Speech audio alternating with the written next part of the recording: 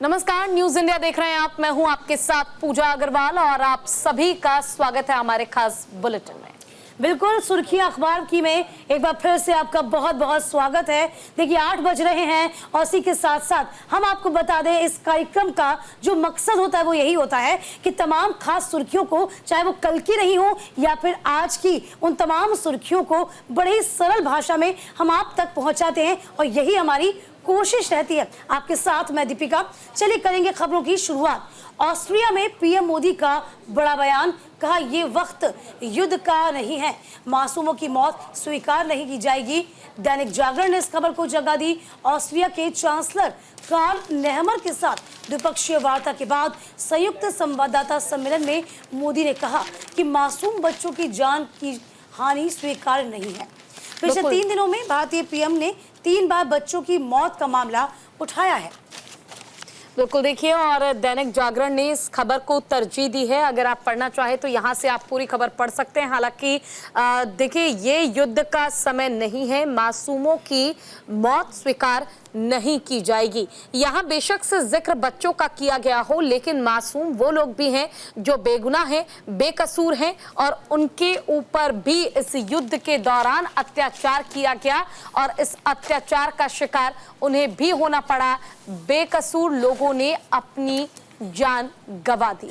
इसी मामले को लेकर न केवल पुतिन से बातचीत करते नजर आए थे प्रधानमंत्री नरेंद्र मोदी, बल्कि पीएम मोदी जब ऑस्ट्रेलिया पहुंचे तो यहां पर भी वो ये बात कहते नजर आए। देखिए, ये खबर बहुत ज्यादा खास हो जाती है। भारत ने दुनिया को युद्ध नहीं, बुद्ध दिया, सबसे बड़ा संदेश दिया, विश्व शांति का संदेश दिया। देखिए, ये दोनों देशों की जो यात्रा है 41 साल के बाद, आपको ये भी बता दें, ऑस्ट्रिया पहुंचे थे प्रधानमंत्री मोदी। यानी कि भारत से कोई प्रधानमंत्री 51 साल के बाद ऑस्ट्रिया का दौरा कर रहा था। वंदे भारत की धुन से उनका स्वागत किया गया। देखिए, आपको याद होगा किस तरीके से रूस और जब यूक्रेन का युद्ध हुआ था, तमाम तरह के जो देश थे वो कुछ तो रूस के साथ हो रहे थे, कुछ यूक्रेन के साथ हो रहे थे। ऐसी खबरें भी थी, कहीं ना कहीं आपने देखा था कि एक बार फिर से विश्व युद्ध न छिड़ जाए। हालांकि इस बीच आपने देखा होगा जो भारत की भूमिका रही थी, बहुत तटस्थ भूमिका रही थी। भारत ने कहा युद्ध के ना तो हम फेवर में हैं, हम किसी भी देश के साथ नहीं देंगे, उसका साथ युद्ध को लेकर तो कतई नहीं दिया जाएगा। बिल्कुल, देखिए, और साफ तौर पर न केवल युद्ध को लेकर ये कहा गया, बल्कि ये भी कहा गया था कि अब वक्त आ चुका है शांति का। और क्योंकि देखिए, भारत के साथ रूस के संबंध काफी बेहतर हैं, ऐसे में न केवल उस बेहतर संबंध को दिखाते हुए पीएम मोदी ने पुतिन से खास बातचीत के दौरान ये कहा कि अब आप इस युद्ध को यही विराम कीजिए, बल्कि इससे पहले भी वो कई बार बोल चुके हैं और हर बार पीएम मोदी के बोलने का प्रभाव कुछ इस कदर नजर आता है कि पुतिन उनकी बात मानते भी हैं। दीपिका, देखिए, यही एक वजह भी रही थी, आपने देखा भी होगा पूजा, कि यहाँ पर प्रधानमंत्री मोदी से कहा भी गया था, उस दौरान भी जब युद्ध चल रहा था तब भी प्रधानमंत्री मोदी ने पुतिन से बात की थी, कहा था कि आप समझदारी दिखाइए, युद्ध का मैदान आज के वक्त में बनाना सही नहीं है, क्योंकि चाहे वो भारत हो,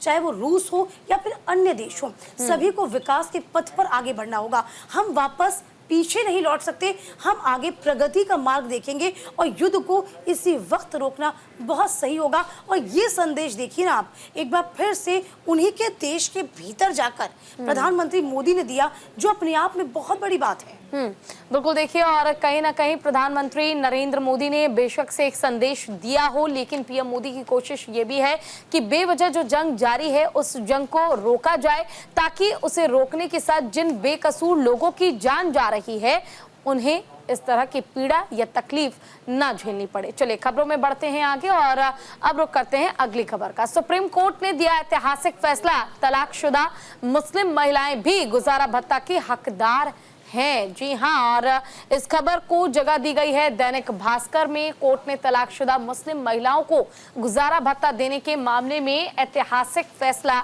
सुनाते हुए कहा है कि धारा 125 के तहत वो भी पति से गुजारा भत्ता मांग सकती हैं। सुप्रीम कोर्ट ने कहा है कि इसके प्रावधान सभी विवाहित महिलाओं पर लागू होते हैं। तो अगर मुस्लिम महिलाएं हैं और किसी भी कारणवश महिलाओं को उनके शौहर ने तलाक दे दिया है, तो ऐसे में अब मुस्लिम महिलाओं के पास भी हकदार माफ कीजिएगा ये हक है कि वो अपने पति से गुजारा भत्ता की डिमांड कर सकते हैं।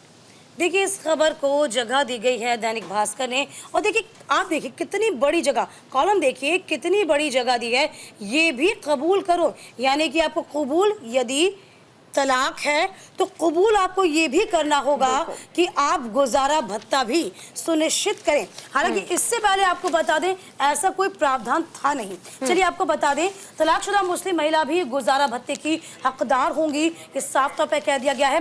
अब वक्त आ गया है जब भारतीय पुरुष पत्नी का त्याग पहचाने, संयुक्त खाता भी खोलें। ये अब देखिए क्या कुछ कहा है जस्टिस बीवी नागरत्ना, जो कि सुप्रीम कोर्ट की जज, उन्होंने कहा कि अब वक्त आ गया है कि भारतीय पुरुष पत्नी के त्याग को पहचाने, यानी कि आप किसी को इतनी इजीली ना तो आप उनको डाइवोर्स दे सकते हैं, और मुस्लिम महिलाएं किस तरीके से इस पूरे मामले में पिस रही थी इसकी भी उन्होंने तस्दीक की। बैंक में उनके संयुक्त खाते खोलें, एटीएम तक उनकी पहुंच को बढ़ाया जाए। दरअसल कुछ पति इस बात से अनजान है कि पत्नी जो कि एक गृहिणी है वह भावनात्मक रूप से और अन्य तरीके से उन पर निर्भर है। पति के लिए जरूरी है कि वो पत्नी को नियमित रूप से सहायता प्रदान करें। देखिए मुस्लिम पक्ष का इसलिए बार बार जिक्र हो रहा था कि पहले आपने भी देखा होगा किस तरीके से महिलाओं ने बीजेपी का धन्यवाद अदा किया था जब उन्होंने कानून लेके आए थे। ठीक इसी तरीके से ये भी एक बड़ी बात है, क्योंकि गुजारा भत्ता देने का प्रावधान नहीं था, लेकिन अब गुजारा भत्ता भी दिया जाएगा, जिससे पूजा ये भी हम कह सकते हैं कम से कम जो तलाक देने के मामले हैं उसमें कमी तो आएगी। बिल्कुल, देखिए और इससे पहले दीपिका होता क्या था, अगर कोई मुस्लिम महिला है उसे तलाक अगर उसका शौहर देना चाहता है तो ऐसे में शादी के दौरान जो भी डिसाइड किया गया था पैसों के लेन देन को लेकर या शादी में जो भी खर्चा हुआ है वो पैसे वापस जो लड़की पक्ष है उन्हें कर दिए जाते थे और उसके बाद तलाक हो जाता था। लेकिन अब भारत सरकार ने साफ तौर पर कहा है कि अगर अब आप किसी भी महिला की जिंदगी के साथ खिलवाड़ करते हैं, फिर चाहे वो हिंदू हो फिर चाहे वो मुस्लिम, और कहीं ना कहीं ये जो बदलाव किया गया है, जो नए 3 कानून लाए गए हैं उसकी तहत ही कई धाराओं को बदला गया है, और अब ऐसे व्यक्ति पर सख्त कार्रवाई धारा 125 के तहत की जाएगी जो अपनी पत्नी को तलाक देते हैं। अगर आपको तलाक देना है किसी भी कारणवश तो आप तलाक बेशक से दे सकते हैं, लेकिन उस तलाक के साथ ही आपको महिला को गुजारा भत्ता भी देना होगा। और ये गुजारा भत्ते का प्रावधान जो है वो हर महीने का होता है, यानी कि आपको हर महीने महिला को जेब खर्च के लिए गुजारा भत्ता के लिए पैसे देने होंगे, और ये पैसे जो हैं वो डिसाइड किए जाएंगे कोर्ट की तरफ से। जहां से आप तलाक लेंगे कोर्ट वहां पर डिसाइड करेगा कि आखिर आपको कितने पैसे महिला को हर महीने गुजारा भत्ता के रूप में देने होंगे। ये आप डिसाइड बिल्कुल नहीं कर सकते हैं कि आप अपनी तरफ से इतने पैसे दे सकते हैं या देने की क्षमता आप रखते हैं, ऐसा बिल्कुल भी नहीं है, ये कोर्ट तय करेगा। देखिए इसमें इद्दत का जिक्र बहुत आता है, क्योंकि अभी ऐसा बोलते हैं कि जब हम शादी होती है मुस्लिम वर्ग में तो इद्दत का जिक्र आता है। इसी पर सुप्रीम कोर्ट ने पूछा है कि सुनवाई के दौरान कोर्ट ने पूछा क्या याचिकाकर्ता ने इद्दत के दौरान पत्नी को कुछ भुगतान किया था। इस पर याचिकाकर्ता ने कहा 15,000 रुपए का ड्राफ्ट लिया था। अब समझिए, लेकिन पत्नी ने लेने से इनकार कर दिया। तलाक के बाद इद्दत वह अवधि होती है जब महिला को दूसरी शादी करने या किसी से रिश्ता बनाने की इजाजत नहीं होती है। यहीं पर इन्होंने कहा है कि चाहे वह गृहिणी हो या फिर कामकाजी महिला हो, आपको गुजारा भत्ता देना पड़ेगा। ये इसके लिए अब जरूरी और बिल्कुल कह सकते हैं खास हो चुका है, इसलिए अब सभी वर्ग इसका ख्याल रखेंगे। चलिए आगे बढ़ जाएंगे।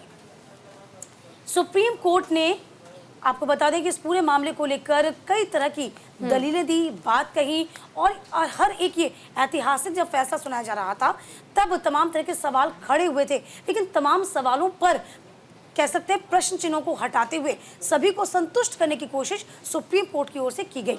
चलिए आगे बढ़ेंगे। आपको बता दें पश्चिम बंगाल सरकार को सुप्रीम कोर्ट से राहत मिली है। सीबीआई की कार्रवाई में राज्य सरकारों का हो सकता है दखल। द हिंदू ने इस खबर को जगह दी तो सूबे में बिना राज्य सरकार की अनुमति के सीबीआई के द्वारा एफआईआर दर्ज करने के खिलाफ दाखिल पश्चिम बंगाल सरकार की याचिका को सुप्रीम कोर्ट ने सुनवाई योग्य करार दिया। इस मामले में पश्चिम बंगाल सरकार का कहना था कि सीबीआई एक केंद्रीय जांच एजेंसी है और केंद्र सरकार उसका दुरुपयोग कर रही है। बिल्कुल, देखिए सीबीआई जांच पर सवाल उठाने वाली बंगाल की याचिका पर सुप्रीम कोर्ट करेगा सुनवाई। तो ये रही खबर। दैनिक जागरण में इस खबर को तरजीह दी गई है। हालांकि खबर काफी महत्वपूर्ण है, तो ऐसे में तमाम अखबारों में भी इसे जगह दी गई है। सीबीआई जांच पर सवाल उठाने वाले बंगाल के मुकदमे पर अब सुप्रीम कोर्ट सुनवाई करेगा। कोर्ट ने केंद्र सरकार की प्रारंभिक आपत्तियां खारिज कर दी हैं और मुकदमे को सुनवाई योग्य माना है। देखिए, राज्य सरकार ने तथ्यों को छुपाया है। हाईकोर्ट के आदेश पर दर्ज किया गया था मामला और शीर्ष अदालत ने बंगाल के मुकदमे पर केंद्र सरकार की आपत्तियां खारिज की। अदालत ने कहा, कानून के अनुसार केंद्र सरकार के नियंत्रण में काम करती है सीबीआई।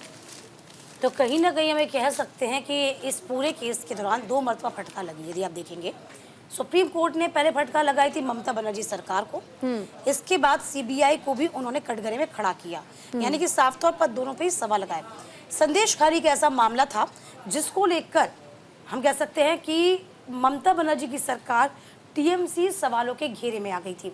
तब सुप्रीम कोर्ट ने कहा था किस तरीके से आप शहाबुद्दीन को बचाने की कोशिश आप कर रही हैं, शाहजहां शेख को बचाने की आप कोशिश कर रही हैं, ऐसी क्या वजह थी। इसके बाद अब सीबीआई को भी कटघरे में खड़ा किया गया है। बिल्कुल, देखिए, और सीबीआई को लेकर साफ तौर पर यह कहा गया है कि ये केंद्र एजेंसी है, इसका कोई भी राज्य या केंद्र सरकार दुरुपयोग नहीं कर सकता है। इसलिए सीबीआई पर या किसी भी ऐसी एजेंसी पर सवाल उठाना जो कि जांच की प्रक्रिया को आगे अंजाम देते हैं, चाहे वो ईडी हो या फिर हो सीबीआई, ये बिल्कुल गलत है। आप किसी भी केंद्रीय जांच एजेंसी पर सवाल नहीं उठा सकते हैं। ये नहीं कह सकते हैं कि ये केंद्र के सरकार के इशारे पर काम करती है। चले खबरों में बढ़ते हैं आगे। दिल्ली शराब घोटाला मामले में ईडी का बड़ा दावा, 100 करोड़ की घूस का केजरीवाल ने भी उठाया फायदा। और अमर उजाला में इस खबर को जगह दी गई है। दिल्ली के कथित शराब घोटाला मामले में मुख्यमंत्री अरविंद केजरीवाल की मुश्किलें कम होने का नाम नहीं ले रही हैं। इस मामले में प्रवर्तन निदेशालय ने चार्जशीट दाखिल कर दी है और ईडी ने अपनी चार्जशीट में केजरीवाल को आरोपी नंबर 37 बनाया है और आरोपी नंबर 38 पर आम आदमी पार्टी को रखा गया है। देखिए, इस खबर को जगह दी गई है। 100 करोड़ की घूस से केजरीवाल ने लाभ उठाया, ये ईडी का कहना है। देखिए, फिलहाल आपको बता दें खबर में और कुछ के अंदर, शराब घोटाला केजरीवाल और आप को आरोपी बनाया, कहा दिल्ली सरकार का मंत्री समूह दिखावा था। साउथ ग्रुप से 100 करोड़ की घूस लेने का आरोप ईडी ने लगाया। ईडी ने यह आरोप भी लगाया कि राजनेताओं और शराब व्यवसायियों के साउथ ग्रुप ने 2021 और 22 की दिल्ली की आबकारी नीति को अपने अनुकूल बनाने के लिए 100 करोड़ रुपए की रिश्वत दी थी। इसमें से 45 करोड़ रुपए 2022 के गोवा विधानसभा चुनाव में आपके प्रचार अभियान का हिस्सा बने थे, उसमें भेजे गए थे। आपने खाता बही में 45 करोड़ रुपए का उल्लेख नहीं किया है। चुनाव आयोग की भी इसकी जानकारी नहीं दी गई। इस तरह केजरीवाल 100 करोड़ रुपए की अपराध की आय से हर स्तर पर जुड़े हुए हैं। तो फिलहाल देखिए, शराब नीति घोटाला एक ऐसा मामला हो गया है जिसको लेकर अरविंद केजरीवाल न सिर्फ कटघरे में खड़े हुए हैं, मनीष सिसोदिया है, बल्कि ईडी ने पहले ही कह दिया था कि इसमें 1-2 नहीं बल्कि पूरी की पूरी आम आदमी पार्टी ही सवालों के घेरे में है। तो मुकदमा किया जाएगा, एफआईआर दर्ज होगी तो पूरी की पूरी आम आदमी पार्टी पर ही की जाएगी। इसी को लेकर आम आदमी पार्टी पर ही ईडी ने निशाना साध दिया, कहा कि 100 करोड़ का आपने फायदा पहुंचाया, 45 करोड़ रुपए का कोई हिसाब नहीं दिया जो कि आपने गोवा में पहुंचा दिया था। यही लेकर आपको बता दें कि आम आदमी पार्टी अरविंद केजरीवाल जो हैं लगातार मुश्किलों में अब घिरते नजर आ रहे हैं। बिल्कुल, देखिए, और जांच एजेंसी ने 208 पन्नों का आरोप पत्र दाखिल किया है। कहा है अपराध की आय को सरकारी फंड के साथ मिलाया गया। साथ ही केजरीवाल को 37वां और पार्टी को 38वां आरोपी बनाया गया है। देखिए, ईडी ने यह भी दावा किया कि आबकारी नीति को लेकर दिल्ली सरकार द्वारा गठित मंत्री समूह एक ढोंग था। उत्पाद शुल्क अधिकारियों के बयानों से पता चला कि किसी भी बड़े नीतिगत निर्णय पर जीओएम ने कभी सलाह नहीं ली थी। और ईडी ने कहा कि परिवहन मंत्री कैलाश गहलोत ने अपना बयान दर्ज कराते हुए कहा कि केवल नीतिगत बदलावों से सहमत थे, क्योंकि पूर्व उप मुख्यमंत्री मनीष सिसोदिया एक वरिष्ठ नेता थे और उन्होंने बताया था कि लाभ मार्जिन में वृद्धि होगी। और कहीं ना कहीं अब न केवल दिल्ली के मुख्यमंत्री अरविंद केजरीवाल की मुश्किलें बढ़ गई हैं, बल्कि पार्टी को भी 38वां आरोपी बना दिया गया है। पार्टी पर भी अब कहीं ना कहीं कार्रवाई की तलवार जो है वो लटक रही है। मनी लॉन्ड्रिंग का मामला कहा गया है कि मनी लॉन्ड्रिंग का मामला दर्ज होना चाहिए। ईडी लगातार इसी बात का जिक्र कर रहा है। देखिए, खबर इसलिए खास है, आप इसे समझिए, क्योंकि लगातार आम आदमी पार्टी का जो भविष्य है वो पूरा का पूरा इस पूरे मामले पर निर्भर करता है। क्योंकि आम आदमी पार्टी में अरविंद केजरीवाल को अपनी छवि को पाक साफ भी दिखाना होगा, क्योंकि आने वाले दिनों में दिल्ली में विधानसभा चुनाव भी हैं। INDIA गठबंधन का तो आप हिस्सा बने, लेकिन हमने दिल्ली में टूट की स्थिति भी देखी। पूजा किस तरीके से आम आदमी पार्टी ने किनारा कर लिया, कांग्रेस ने किनारा कर लिया, कहा कि यदि अब विधानसभा चुनाव होंगे ना तो हम आपके साथ नहीं होंगे, यानी कि अब हम सेपरेट चुनाव लड़ेंगे, आम आदमी पार्टी अलग और कांग्रेस अलग। तो फिलहाल तमाम स्थितियां इस वक्त अरविंद केजरीवाल के फेवर में फिलहाल नजर नहीं आती। चलिए आगे बढ़ जाते हैं। बिल्कुल, दिल्ली में दिल्ली में तेज बारिश से वाहनों का चक्का जाम हो गया है। हिंदुस्तान टाइम्स ने इस खबर को जगह दी। दिल्ली, नोएडा और गाजियाबाद में बारिश होने से मौसम सुहावना हो गया। तो देखिए, फिलहाल लोगों को गर्मी से बड़ी राहत मिली है। मंगलवार को भी दिल्ली NCR में तेज बारिश हुई, तो वहीं दूसरी ओर राजधानी में बारिश होने से कई जगहों पर जलभराव भी हुआ, जिससे लोगों को काफ़ी परेशानियों का सामना करना पड़ा और वाहनों के आवागमन में भी परेशानी लोगों को झेलनी पड़ी।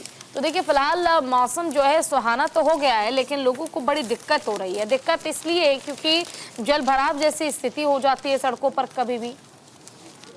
देखिए, खबर तो हम आपको दिखा ही रहे हैं। Another spell the intense rain brings the traffic in Delhi to halt. और दूसरी खबर देखिए जरा, ना सिर्फ दिल्ली का हाल, बल्कि हम ये कह रहे हैं आपको अमूमन जो देश के तमाम राज्य हैं वो किस तरीके से भारी बारिश का कहर झेल रहे हैं। उत्तराखंड का हाल जरा देख लीजिए आप। भूस्खलन हुआ, बद्रीनाथ हाईवे बंद हुआ, 17 राज्यों में बारिश का अलर्ट जारी किया गया।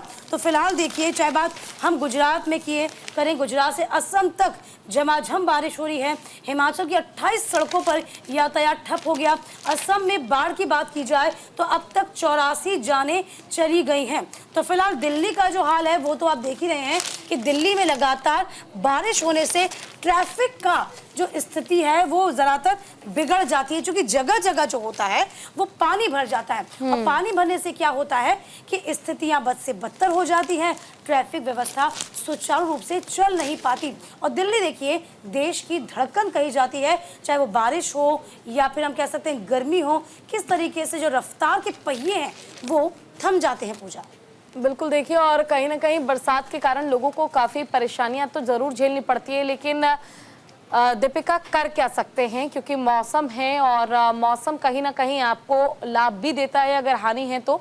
और ऐसे में न केवल आपको गर्मी से राहत मिलेगी, बल्कि कई किसानों की जो फसल है वो भी बेहतर हो जाती है बारिश के दौरान। इसलिए ज़रूरी है कि आप अपनी सावधानी अपने स्तर पर ज़रूर बरतें, ताकि आपको किसी तरह की कोई परेशानी न झेलनी पड़े।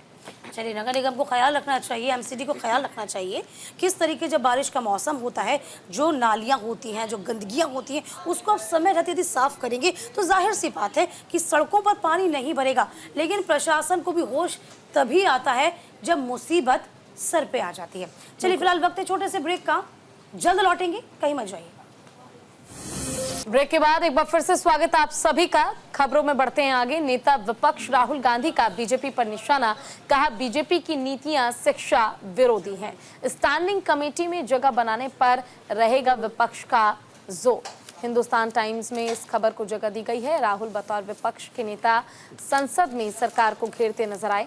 राहुल ने इस नए रोल के साथ अपनी मेरिन स्पीच में भगवान शिव और अभय मुद्रा को आधार बनाकर Hindutva, Agniveer, NEET paper leak के मुद्दे पर सरकार को जमकर घेरा।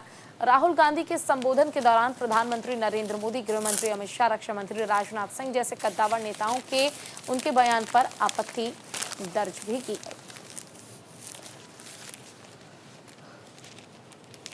तो फिलहाल देखिए इस खबर को जगह दी गई है, आप देख पा रहे होंगे खबर को जगह दी गई है। क्या कुछ कहा जो कि पूजा ने आपको बताया ही कि इंडियन ग्रुप्स आइज मोर की रोल्स अक्रॉस स्टैंडिंग कमिटीज। आपको याद होगा कल किस तरीके से इस बात का जिक्र भी किया गया था धर्मेंद्र प्रधान की ओर से कि आप नई शिक्षा नीति को जल्द से जल्द लागू कीजिए, जल्द से जल्द लागू कीजिए, ये भी कहा गया था। लेकिन यहाँ पर राज्य सरकारों की मंशा क्या है? जो बीजेपी शासित राज्य नहीं है उनकी मंशा नहीं है कि वह कहीं ना कहीं वापस से जो नई शिक्षा नीति है उसको लागू करें। तो फिलहाल देखिए यही लगातार राहुल गांधी का कहना है कि भाजपा की जो शिक्षा विरोधी मानसिकता है वो समय समय पर सामने आती है और एक साथ कई निशाने साधने की कोशिश राहुल गांधी ने कहा कि देखिए नीट का चाहे मामला हो या फिर कोई अन्य मामला हो, उससे बच्चों का भविष्य है वो सिर्फ और सिर्फ अंधेरे में ही गहराया हुआ है। बिल्कुल, देखिए बीजेपी की शिक्षा विरोधी मानसिकता से युवाओं का भविष्य अंधर में है। ये राहुल गांधी जो कि विपक्ष के नेता, रायबरेली से सांसद और कांग्रेस के कद्दावर नेता हैं, जिन्होंने ये बयान दिया है, साफ तौर पर कहा कि बीजेपी की शिक्षा विरोधी जो मानसिकता है ये युवाओं के भविष्य के साथ खिलवाड़ कर रही है। और साथ ही लोकसभा में विपक्ष के नेता राहुल गांधी ने कहा कि देश के युवा बेरोजगारी से पूरी तरह से परेशान हैं। उन्होंने दावा किया कि बीजेपी की शिक्षा विरोधी मानसिकता से उनका भविष्य अधर में लटका हुआ है। और इतना ही नहीं, उन्होंने ये टिप्पणी उस मीडिया रिपोर्ट के आधार पर की जिसमें दावा किया गया कि 2024 में भारतीय प्रौद्योगिकी संस्थाओं से स्नातक होने वाले इंजीनियरों के वेतन में गिरावट दर्ज की गई है। तो उस आधार पर साफ ये कहा गया, दीपिका, एक तो एग्जाम जब देते हैं छात्र तो एग्जाम में धांधलेबाजी हो जाती है, जैसे तैसे अगर वो पास हो जाते हैं तो उन्हें नौकरी नहीं मिलती है, नौकरी अगर मिल भी जाए तो उस दौरान उनकी सैलरी में भी कटौती करने का काम जो है वो सरकार द्वारा किया जाता है, जो कि बहुत गलत है। देखिए इसके अलावा राहुल गांधी ने कई मर्तबा जिक्र किया है, चाहे वो लोकसभा चुनाव में प्रचार प्रसार के दौरान हो, तब कहा कि सरकारी जो वर्ग हैं, जो क्षेत्र हैं, ऐसे ऐसे कई संस्थाएं हैं जहां पर अभी भी आपको बता दें कि जो पद हैं वो रिक्त हैं, कई नियुक्तियां होना अभी बाकी हैं, चाहे वो रेलवेज हो या फिर स्वास्थ्य महकमा हो, शिक्षा विभाग हो। आप पदों की नियुक्ति क्यों नहीं करते? जो रिक्त पद हैं आप उनको क्यों नहीं भरते? क्यों बेरोजगारी का जो आलम है वो लगातार बना हुआ है? देखिए राहुल गांधी जो है इस वक्त आप देख पा रहे होंगे पूजा किस तरीके से उनकी बॉडी लैंग्वेज बहुत अलग नजर आती है। उनको नेता प्रतिपक्ष ऐसे ही नहीं बनाया गया, क्योंकि नेता प्रतिपक्ष जो उन्होंने हासिल किया है वो वाकई में उन्होंने कमाया है। कमाया कैसे? आप देखिए लगातार उनको आप देखिए 2 साल से वो कड़ी मेहनत कर रहे थे, चाहे वो भारत जोड़ो न्याय यात्रा की बात कर लीजिए, भारत जोड़ो यात्रा की बात कर लीजिए, लगातार लोगों से मुखातिब हुए और एक अलग ही पहचान बनाकर राहुल गांधी अब लोगों के सामने आ रहे हैं और इसी को लेकर कहीं ना कहीं वो तमाम सवालों को खड़ा कर रहे हैं जिसमें उन्हें लगता है कि इसमें सरकार के लूप होल्स हैं। तो इसीलिए राहुल गांधी बेबाकी से इन तमाम बातों को अब रखते नजर आ रहे हैं। और देखिए होना भी क्यों ना हो, क्योंकि लोकतंत्र की जो खूबसूरती है वो इसी में होती है कि स्वस्थ लोकतंत्र तभी होता है जब विपक्ष मजबूत हो। विपक्ष का काम ही यही होता है कि जनता की आवाज को वो सामने लेकर आए। बिल्कुल, देखिए और कहीं ना कहीं राहुल गांधी जिस तरह से लगातार विरोध कर रहे हैं इसका प्रभाव भी पड़ता नजर आ रहा है, क्योंकि ग्राउंड जीरो पर जब राहुल गांधी पहुंचते हैं संसद की कार्यवाही के बाद, तब वो हाथरस में भी पहुंचे, पीड़ितों से मुलाकात करी, असम पहुंच गए वहां मुलाकात करी, रायबरेली पहुंच गए वहां भी उन्होंने मुलाकात करी। तो कहीं ना कहीं जो लोग हैं जिस तरह से राहुल गांधी का स्वागत करते हैं, उनको कई ऐसे बुजुर्ग महिलाएं हैं जो गले लगाती हैं। और जिस अग्निवीर योजना का विरोध विपक्ष की ओर से किया जा रहा है, यहाँ तक कि जो अभी जम्मू के कठुआ में हादसा हुआ उसके बाद कई महिलाएं हैं जो राहुल गांधी से अपील करती नजर आई भावुक होकर कि अग्निवीर योजना को समाप्त आप करवाइए। तो कहीं ना कहीं दीपिका ये कह सकते हैं कि जिन मुद्दों को छुआ है विपक्ष ने या जिन मुद्दों पर काम किया जा रहा है विपक्ष की ओर से सत्ता पक्ष को घेरने का, कहीं ना कहीं जनता को भी अब समझ आ चुका है कि इन योजनाओं का ऐसा कोई लाभ तो है नहीं, तो आखिर इसका विरोध जो पार्टी कर रही है क्यों ना उसके सपोर्ट में आए। और सपोर्ट में आने के बाद जो परिणाम थे इस बार 2024 लोकसभा चुनाव में वो भी आपने देखा ही था। चलिए आगे बढ़ जाते हैं। अमरनाथ यात्रा को लेकर बड़ी खबर इस वक्त आपको बता दें, अमरनाथ यात्रा को लेकर ये बड़ी खबर है जिसमें बड़ा अपडेट मिला। खुफिया विभाग ने दिया था इनपुट, यात्रा में आ सकती है बाधा। अमर उजाला ने इस खबर को जगह दी।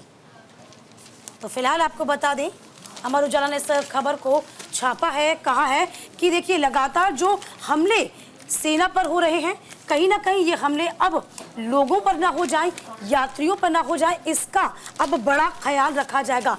ये जो इनपुट है, ये इनपुट अपने आप में बहुत खास हो जाता है, क्योंकि लगातार स्थितियां जो हैं जम्मू कश्मीर में ख़राब बनी हुई हैं। देखिए अमरनाथ यात्रा पर खतरा है, खुफिया इनपुट के बाद अलर्ट पर रखा गया है, तो सुरक्षा व्यवस्था और कड़ी कर दी गई है। आपको खबर भी बता देते हैं, आईईडी लगाने के संकेत मिले, हाईवे और लंगरों की सुरक्षा को और बढ़ाया गया। कठुआ में आतंकियों के हमले के बाद सुरक्षा एजेंसियों ने एक और हाई अलर्ट जारी कर दिया। इसके तहत एजेंसियों को इनपुट मिले कि आतंकी अमरनाथ यात्रा को निशाना बनाने की फिराक में हैं। इसके लिए वो आपको बता दें आईईडी का इस्तेमाल भी कर सकते हैं। इनपुट मिलने के बाद सांबा से लेकर लखनपुर तक चौकसी को चौकन्ना कर दिया गया, चौकस कर दिया गया। लंगरों के साथ यात्रा रिसेप्शन सेंटर में सुरक्षा को और बढ़ा दिया गया है। तो कहीं ना कहीं हम कह सकते हैं पूजा कि अब हमने पहले भी कहा था, जो मकसद है आतंकियों का वो दहशतगर्दी फैलाना है, और अमरनाथ यात्रा इस वक्त चल रही है, कहीं ना कहीं अमरनाथ यात्रा भी टारगेट पर रह सकती है। बिल्कुल देखिए, और कहीं ना कहीं देखिए अमरनाथ यात्रा को टारगेट पर रखने का काम जो है, या कह सकते हैं कि टारगेट पर आतंकियों ने पहले से ही लिया हुआ है, और इसी का ये परिणाम है कि सुरक्षा व्यवस्था को और ज्यादा बढ़ाया गया है, क्योंकि जो तीर्थ यात्री अलग अलग राज्यों से पहुंच रहे हैं, विदेश से पहुंच रहे हैं बाबा बर्फानी के दर्शन करने के लिए, अमरनाथ यात्रा के लिए, कहीं ना कहीं उनकी सुरक्षा की जिम्मेदारी जो है वो प्रशासन पर और जो देश के जवान हैं उनके कंधों पर है। अब उनकी सुरक्षा करने के लिए चाहे भारी पुलिस बल को तैनात किया जाए, चाहे सीआरपीएफ के जवानों को तैनात किया जाए, ताकि इंडियन आर्मी को भी तैनात किया जा रहा है, लोग सुरक्षित रह सके, उन्हें किसी तरह की कोई परेशानी ना हो, इसका खास ख्याल रखा जा रहा है। यहाँ तक कि आप ये समझिए कि जो एक जत्था रवाना किया जा रहा है तीर्थ यात्रियों का, उनके साथ साथ 2 गाड़ियां चल रही हैं, 2 वैन चल रहे हैं, जिसमें सीआरपीएफ और इंडियन आर्मी के जवान भरे हैं, ताकि उनकी सुरक्षा सुनिश्चित रहे, उन्हें किसी तरह की कोई परेशानी ना हो।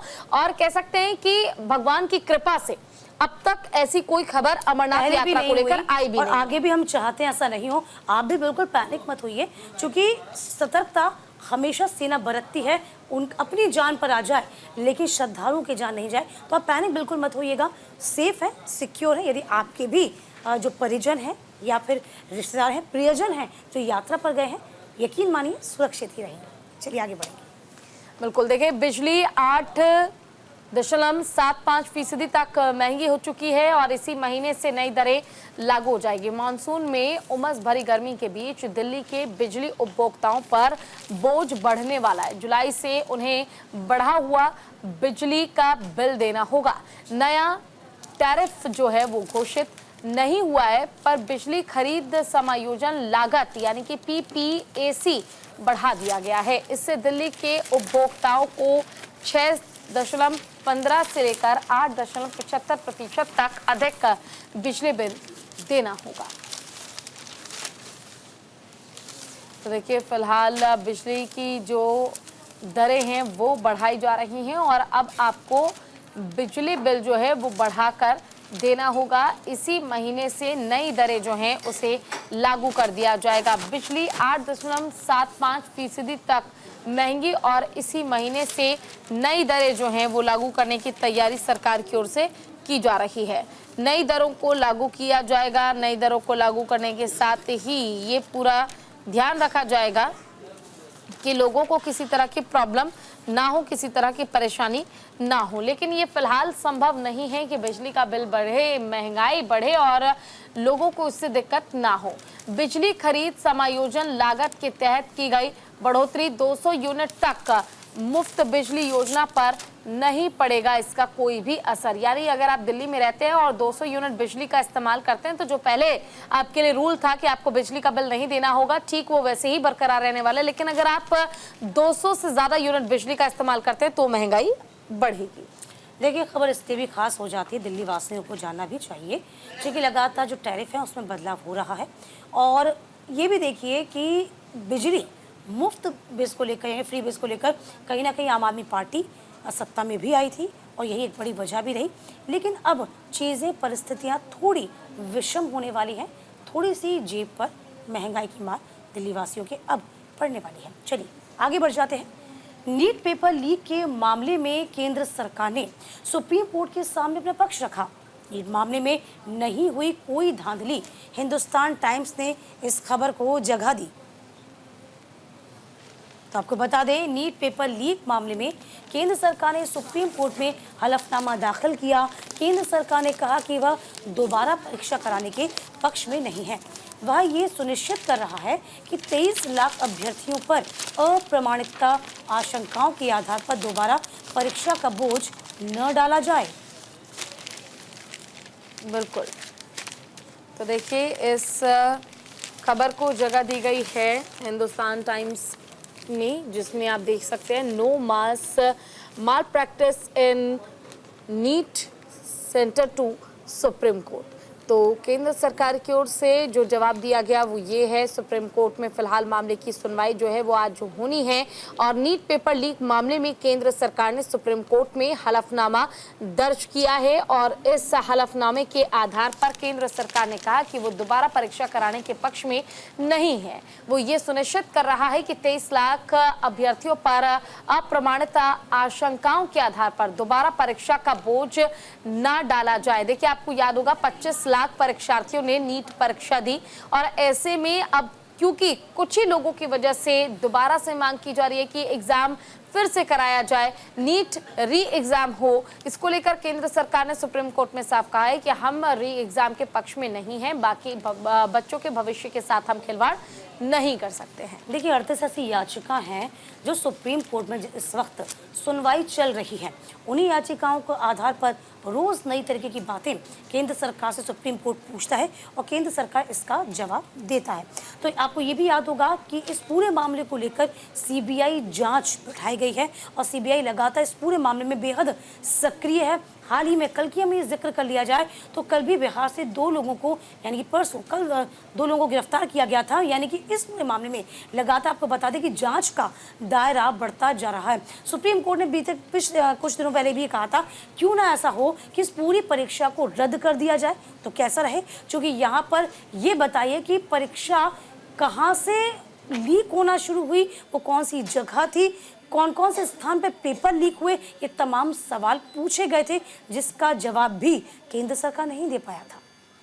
बिल्कुल, तो देखिए फिलहाल जिस तरह से एग्ज़ाम को लेकर बवाल मचा हुआ है, री एग्ज़ाम की डिमांड कुछ परीक्षार्थी जो हैं वो कर रहे हैं, इसको लेकर याचिकाएं भी डाली गई हैं, लेकिन री एग्ज़ाम करा पाना ये कितना संभव हो पाएगा, कितना आसान हो पाएगा, ये देखने वाली बात होगी, क्योंकि ना तो अब तक सुप्रीम कोर्ट ने इस पक्ष में फैसला सुनाया है और ना ही जो सरकार है वो री एग्जाम के पक्ष में नजर आ रहा है। खबरों में बढ़ते हैं आगे, जहां राजस्थान बजट में नौकरियों पर बड़ा ऐलान किया गया और इंडियन एक्सप्रेस में इसे जगह दी गई है। राजस्थान की भजनलाल शर्मा सरकार ने युवाओं का बड़ा तोहफा देने का ऐलान किया है। वित्त मंत्री दिया कुमारी ने बजट भाषण में कहा कि 5 साल मेरे 4 लाख भर्तियां होंगी और इस साल 1 लाख भर्ती की जाएगी। इसके साथ ही वित्त मंत्री ने युवा नीति 2024 की घोषणा की।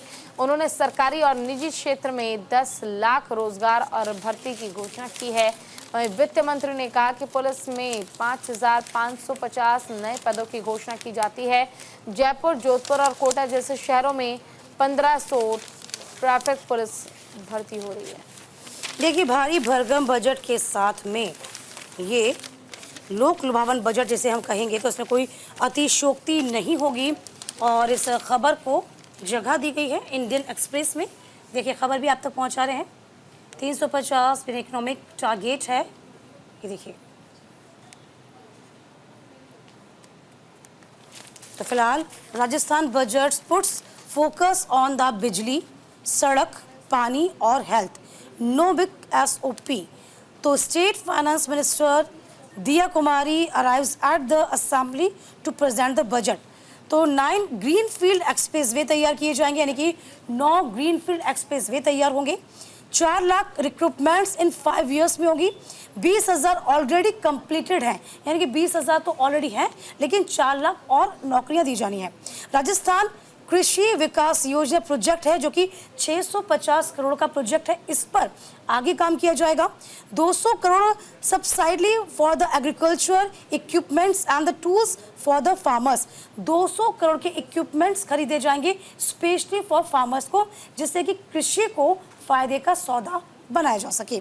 State skill policy training for over 1.5 lakh यानी कि 1.5 लाख यूथ इन 2 ईयर्स, यानी कि आने वाले 2 सालों में 1.5 लाख रुपए यानी कि 1.5 लाख का जो बजट रखा जाएगा वो इस बात का रखा जाएगा कि जो यूथ हैं, जो यंगस्टर्स हैं, उनकी स्किल को कैसे डेवलप किया जाए।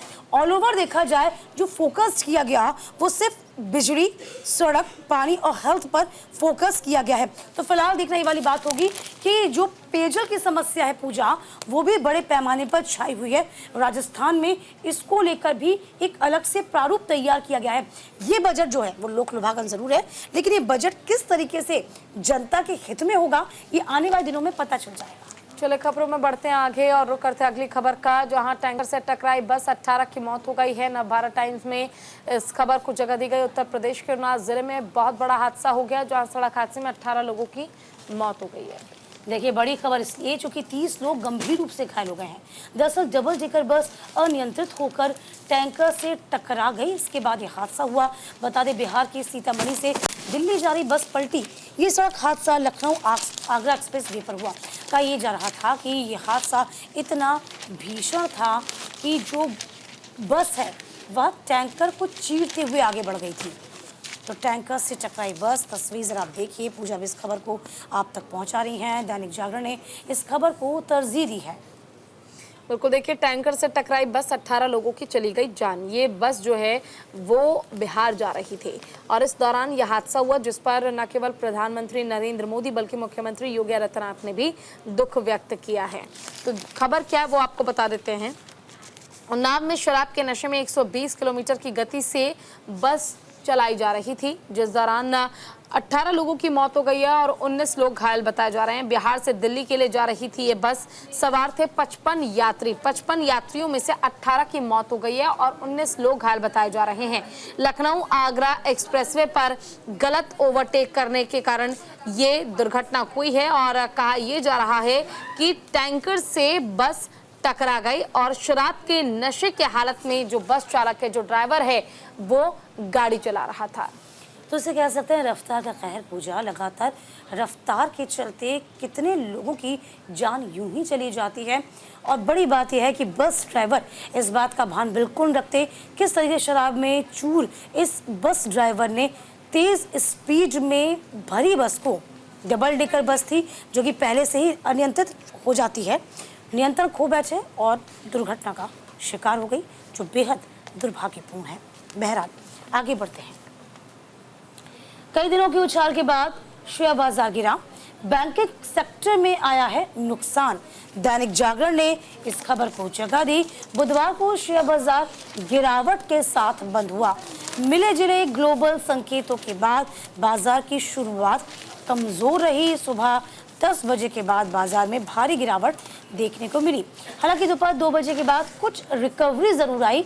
आखिर में सेंसेक्स 427 और निफ्टी 109 अंक गिरकर बंद हुए।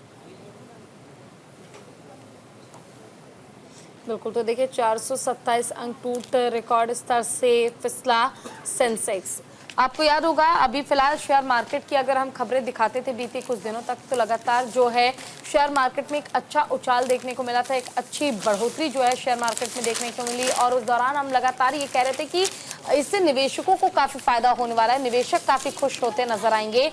लेकिन फिलहाल अभी के लिए जो स्थिति की अगर हम बात करें तो फिलहाल शेयर मार्केट का हाल कुछ ठीक नहीं है, लेकिन आने वाले समय में ठीक हो जाने की उम्मीद ज़रूर की जा रही है।